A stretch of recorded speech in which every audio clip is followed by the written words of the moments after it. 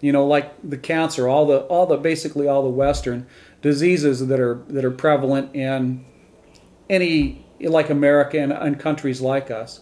So, well, anyways, by using these brewery slops, the animals got sick and they were passing the diseases on to the people. So pasteurization at that time stopped that. But if you take a look at it now, it's a little different story. Now, for people that have the animals that are making you know, there's, like in cattle, for instance, there's breeds of cattle, not necessarily breeds, but like strains where they just can't get enough nutrition out of going out and eating grass in the field. So you have to, you know, I know, like if you're gonna, you have to pick a different kind of cattle for that. Goats were never hybridized in the same way that cattle currently are. A goat's, you know, a really good producing goat's making about 1.5 gallons of milk a day in her prime. You know, you're getting about, I've got a really good goat, and she gives me 1.5 gallons a day, and I'm getting about a little over 3/4 gallon now. That's very good for a goat, right? But cows are pumping out 10 gallons a day, you know, in the dairy, so that's a huge difference there. But anyways, there's quite a bit of the differences involved there. I don't know if I answered your question. They're stressed cows. Well, they burn out fast, you know, like just like chickens, you know, those Layers, yeah. exactly, you know, after a year they're shot. And chicken's life is really about 10 years, not just one.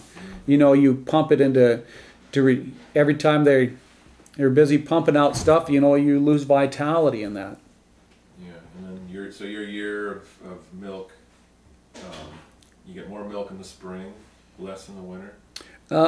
It varies seasonally, but it also varies with when they kidded. As a rule, you get a lot from like May till August, September. Now, seasonally, that's where you're going to get your most, but that's also when it coincides with kidding. Most of your kidding is February, April, March, you know. That's, you know, a little bit into May, and there's that narrow window because goats are seasonal breeders. They only want to breed really in the fall, and so that kind of creates a problem. I'm going to need a drink of water, I think.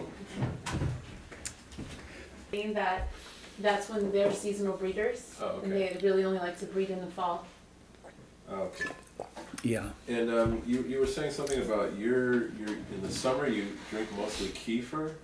Yeah, I have mostly the raw milk. Yeah, it kind of goes in spurts one way or the other, but I noticed that most of the summer I drank quite a bit of kefir. I just had it in my cereal. This time of year I want the milk, and at times I just crave it.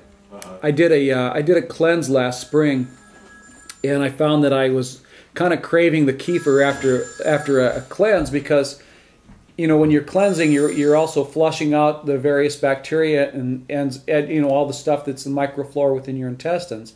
Kefir is a probiotic that brings it all back. You know, kefir you get to keep. Yogurt, it kind of comes and goes. Okay. All right. Thanks. You bet.